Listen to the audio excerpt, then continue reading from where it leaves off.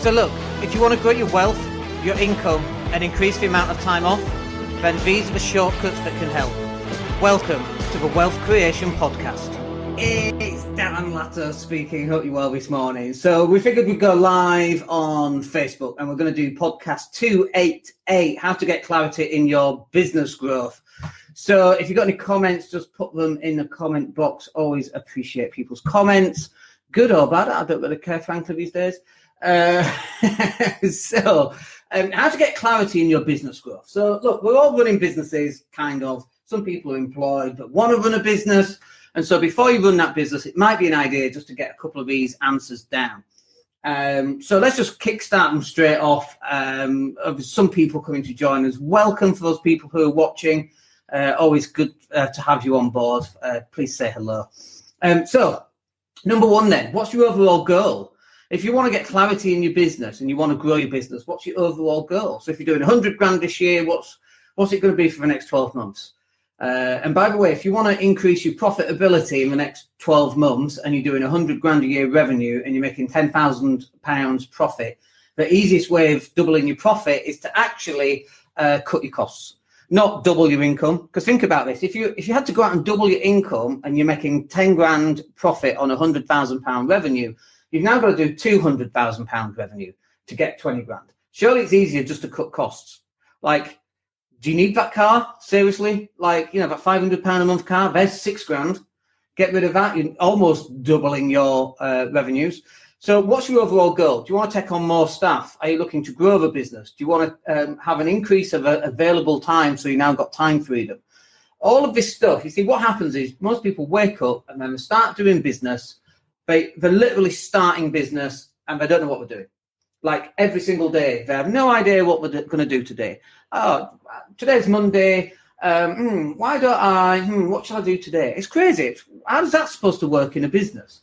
Do you think Usain Bolt, and I always use Usain Bolt, do you think he wakes up and goes, 100 meter sprint, what shall I do today? Of course not. He's got his stuff lined up for the next 4 years. He knows what he's having in 2021, Tuesday, the 23rd of September. I don't know if that is. He knows what he's eating on that day already because he's got an overall plan.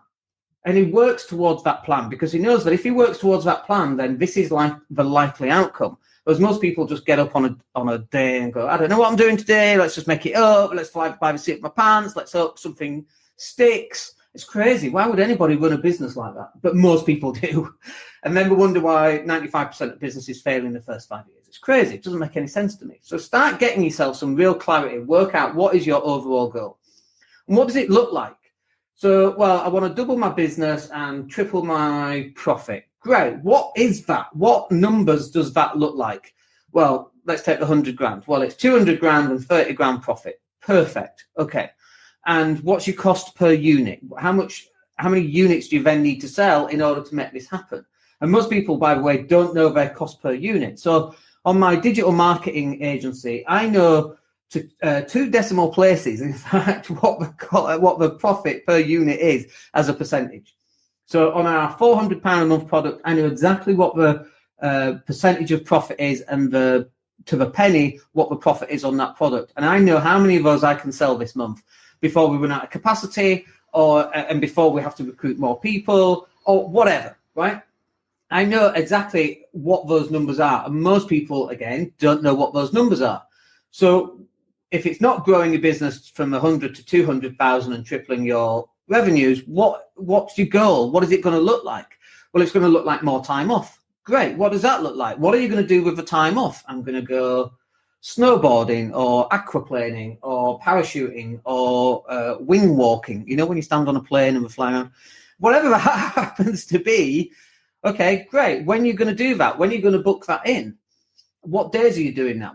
All this free copious time. I don't know. And then they get there and they haven't got a clue because we haven't planned anything. They haven't got a clue what to do. We're just wasting life watching Netflix. Not that I think watching Netflix is wasting life is, times, but it's absolutely what you need to be doing. But not, as long as you've got a plan. Okay, so how much is coming in spare cash? You see, and again, this what is it? Revenue is vanity, profit is sanity. I hate those sayings, frankly, but how much spare cash have you got coming in? So on my spreadsheet, I've got detailed all my income, all my outgoings, and I know what spare cash I've got at the end of each month. So for example, at the end of this month, we've got an investment lined up that we're going to make because I can see where all the money's come from. We've got a tenant that's not paying this month, and that's already taken into account.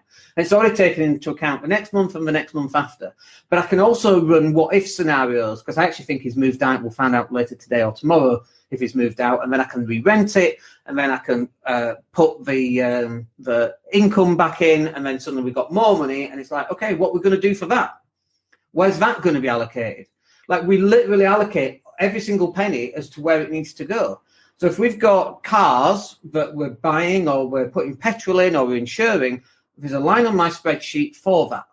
So I know how much spare cash I've got available at the end of each month, which then allows me to cash flow forecast. And I know I talk about spreadsheet. It is the one thing that you cannot do without. Well, I'll do mine in an app. Well, an app's not going to do it for you. Get yourself a spreadsheet. And I can say this, by the way, until I'm blue in the face, knowing that people ain't going to get a spreadsheet. And then in 5 years' time, they come to me and go, what's different about you than's different about me? I've got a goddamn spreadsheet. That's what's different. It's not that I'm better at this and I'm a better dancer and I'm better looking. I am. It's none of that. But I do podcasts and YouTube. It might be some of that. But the biggest thing, 50% of all my success comes from my bloody spreadsheet. Get yourself a bloody spreadsheet. Fed up of telling people. What debts do you need to pay off? So cash flow is an interesting one because when cash comes in, you've basically got two choices to do with it. You can use it to pay down debt. You know, if you've got a £5,000 credit card that's costing you £200 a month, you could pay that down. Boy, it's painful paying debt down. I know because I've done it, okay? You're paying it down and you're only 200 quid up. But then conversely, we find people putting 25 grand into a property that's going to generate £200 a month. And then they're all up for that. Doesn't make any sense. So if you've got debt, you know, what are you going to pay down? But it has to be this balance between investing in your business and paying down debt. And it's this fine balance of cash flow because you can only do one thing with that £5,000. Do I go on Grant Cardone's Vegas 10X tour? Do I do that? Which is going to cost me £3,000, let's say, with flights and hotels, or £5,000, let's just say. Do I do that? But knowing that that might actually be the thing that helps me turn that £5,000 into 10 or 20 or 30 or 40 because I'm inspired and motivated and I come back, I'm full of it for 3 months. And, you know, that might be the thing that turns it around. Or actually, forget going, pay $197 afterwards and just download the tapes. Yeah, you're not going to do the networking, but what are you going to network for? They're all American anyway. What are you going to network in America? Are you selling into America? No. Well, what are you doing it for? So you could just stay at home and watch it on the big screen TV. That's exactly what I did. I didn't go to Miami, and I watched all the content anyway. So what's not to love there? And the sound was dreadful at the last one in Miami. I get that he wanted to fill a stadium, but the sound was so echoey. It was just really, really bad. Anyway, so you've got to work out what debts. Next one then. What marketing will you need to do in order to gain authority? You know, if you're growing a business, any business, you need to put marketing out there. It's really as simple as that. We live in this wonderful world that, like right now, this is marketing. I'm talking to people. And whilst some people may come and go, we then take this content and we put it out as a podcast. And then we get thousands of downloads on the podcast. This is all marketing, and it all comes from this, and it doesn't even have to cost you any money. However, to be consistent, it has to cost you some money. You know, some people, well, it's free. No, it's not free. It's costing you time to create all the content. It's not free. Marketing isn't free. Me doing Facebook Live, nobody could do this because there's only one Dan. Get that, okay? And you should be going Facebook Live. But me sitting here creating images and creating, you know, videos with stock footage on, why would I be doing that? It makes no sense at all when I can pay someone else to do it. And now we're going to start getting a lot of consistency. That's exactly what you want. So you've got to work out what marketing are you going to need in order to gain authority. So we come down to KLT. People have got to know you, got to like you, and they've got to trust you. If people know you, that's a start. Most people don't know you, okay? 99.9% of people in the UK right now have no idea that you even exist and don't care. They've got to like you. Me doing Facebook Lives like this, we're going to get 50% of people absolutely hate me and 50% of people absolutely love me. Awesome. Now is the time to qualify people. While they're watching, they can go, I don't like this guy, see ya. And then the other people go, yeah, I do like this guy. They're then going to come and interact and talk and email and message. And, they might be silent for the next 5 years and suddenly, bang, they pay some money for some product, whatever that happens to be. But you want people to be able to determine if they like you or not now, rather than getting them on the phone and spending an hour on the phone and then we go, actually, I don't like this guy, I'm not going to do business. I would much rather than make that decision right now. I ain't doing business with Dan. Perfect. Off you go. Not a problem at all. And then there's other people go, I like this guy. I want to do business with him. Great. Now let's get you on the phone.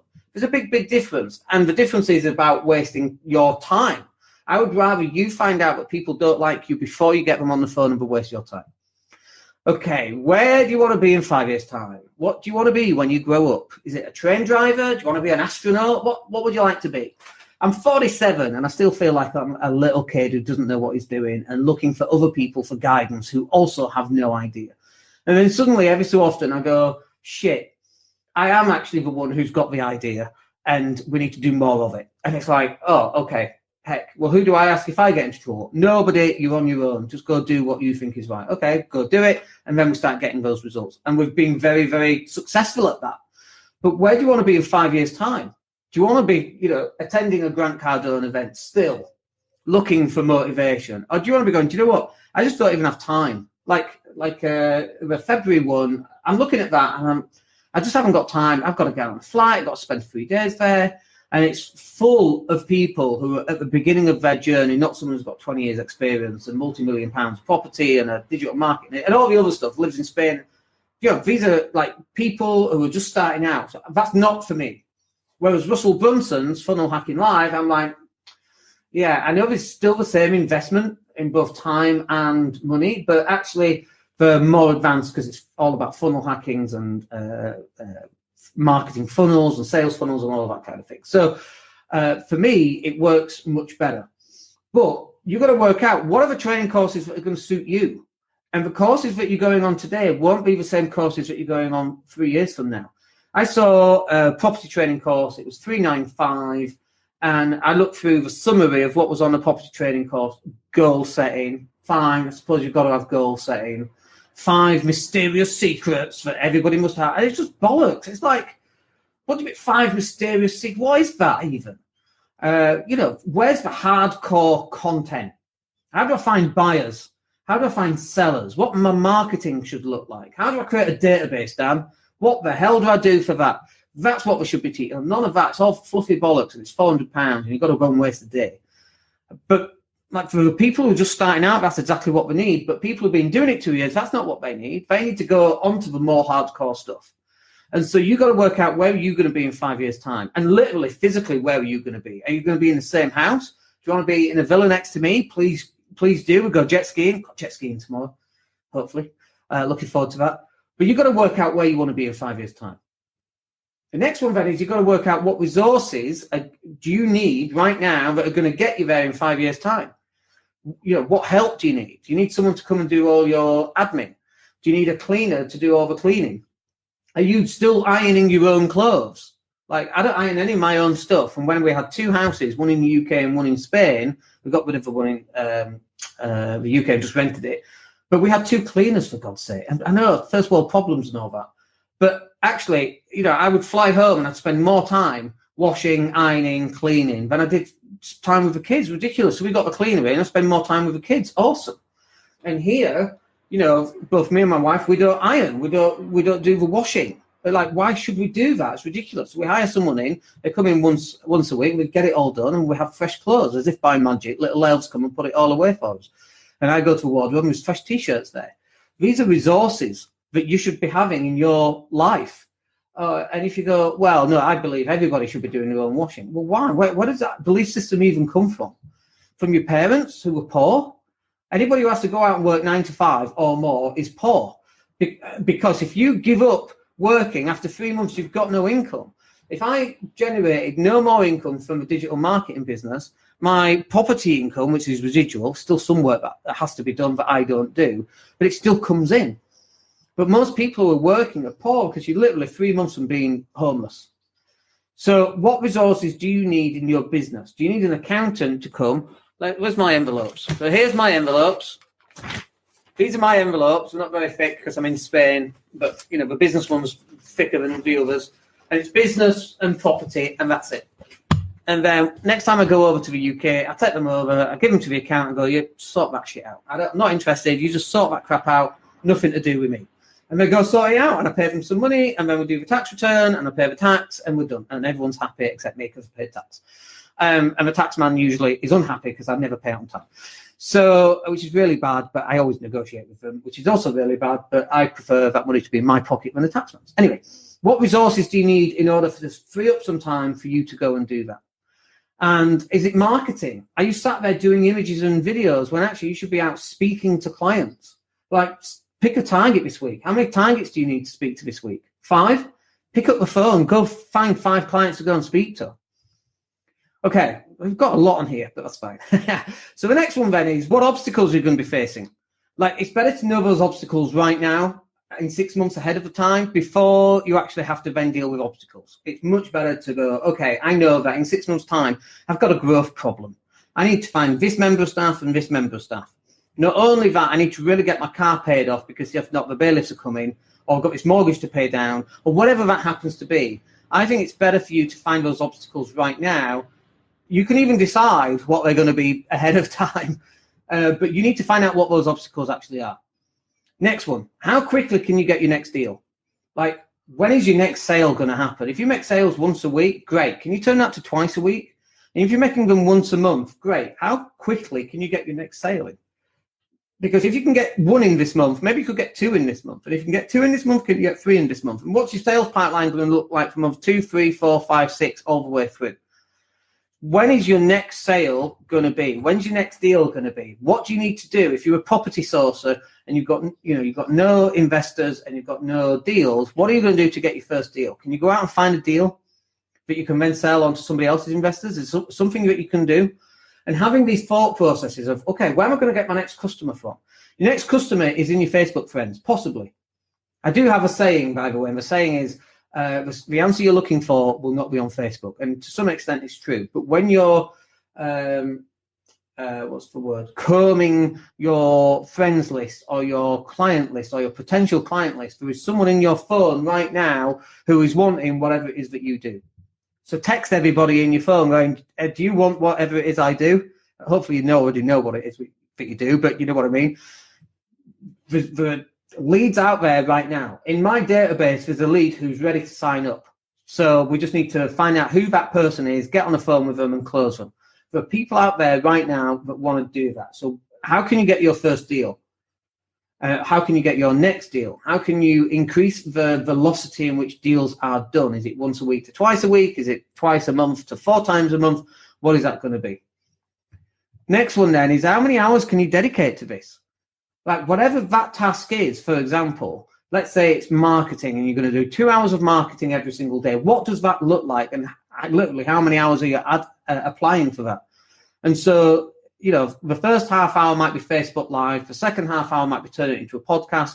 The third half hour might be taking that podcast and embedding it on your website. And the fourth half hour could be taking the entire thing and uploading it onto LinkedIn and Instagram's IGTV or whatever. What is that going to be? So you've got to allocate the hours. If you go, okay, I'm going to do 2 hours every single day, great. When are you going to do that? Well, I'll just fit it in. No, that's not. What do you mean you're just going to fit it in? If you could just fit it in, you would have already just fit it in. That's not how that stuff works.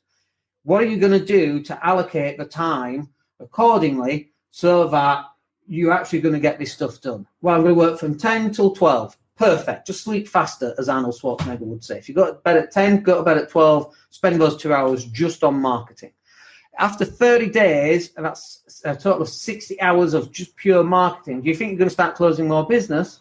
Of course. Of course you will. Okay, next one, and the last one is, who can I get to help me? So instead of, you doing 2 hours, how about you pay someone else to do 2 hours? So you do the first half hour, then you hand it over to us. We'll pull out the podcast. We'll then top and tail it and make the video look good, pull out 1 minute snippets here and there, and then we'll repurpose those and publish them onto Instagram and LinkedIn and Twitter at various times throughout the week. Why not? Why are you doing this? This is exactly like you would with the ironing and the washing. Why are you doing these basic tasks? Well, I'm trying to save money. You're saving money at the expense of bringing in more cash. It doesn't make sense. And if you're doing $4,000 a month on your revenue, so if you're doing 50 grand a year, basically, you should be paying us £400 a month at 10%. You should be paying us to be doing your marketing, because that level of outgoings and the amount of content will increase the KLT, the know, like, and trust factor. And you only have to go live half an hour every single day. That'll give us more than enough content to really flood the internet with, so that people know who you are. You're going to get a bigger audience. People are going to decide whether they like and want to do business with you or not. And those that don't are pre-qualifying themselves out, which is great, as we've said. But who can you get to help you on this journey? You know, in order to make the dream work, you've got to make the team work. And I hate those sayings, God damn it, but they're true as well. You've got to start bringing people on board that are going to help you grow the business so that you can then focus on closing clients. Right, that will do it for today's podcast. Hope that's useful for you, and we'll catch up with you on the next one. My name's Dan Latto. Take care. Hey, it's Dan here. Thank you for listening. Really appreciate each and every one of you. Please click like or subscribe to the entire podcast.